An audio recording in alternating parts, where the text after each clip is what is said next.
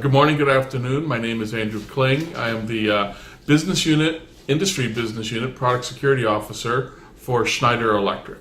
Security has always been a hot topic. It's just how as a market we're reacting to it. Here at Schneider Electric, this has been a major topic for us. If we think about how technology is affecting process control, affecting the industrial control systems today, we think about, okay, the starting point is we have technology that traditionally fits in a control room, goes into a rack, is physically protected by lock and key. But what's happening in the world?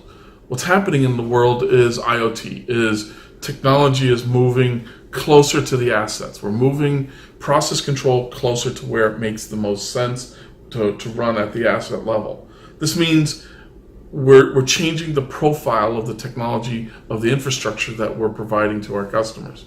It's not there yet, but increasingly what's going to happen is the virtualization. Increasingly what's going to happen is the IoT nature of the world is going to become IIOT, industrial IoT, and that technology, that platforms are going to move closer to the assets. This changes the security risk. It changes the equation. It's going to change the types of attacks that occur. It may increase by orders of magnitude the number of endpoints that we have to protect.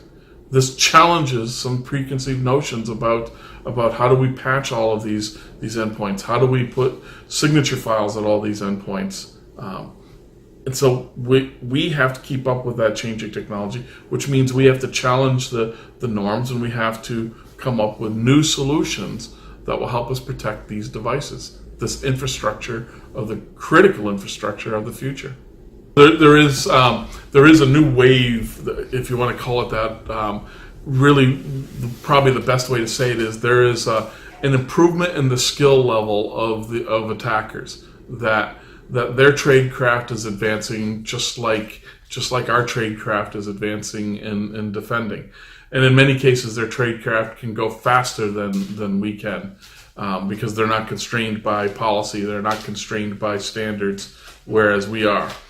This tradecraft is improved where memory injection attacks are taking place, where processes are being changed on the fly, where we might be talking about rope chaining or techniques that stitch together pieces of code that's in memory already. And the idea is, can we detect illicit changes to what's in memory so that we can stop different types of attacks that might take place by adjusting a bit that elevates privileges or changes a value in an IO value? Can we detect these things at the memory level before they propagate farther throughout the system, before an attacker might actually gain a foothold?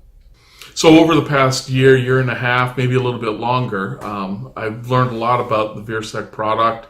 I've met the team, and we've run some proof of concept efforts with some of our sister divisions here. And I've learned quite a bit about how you think about protections.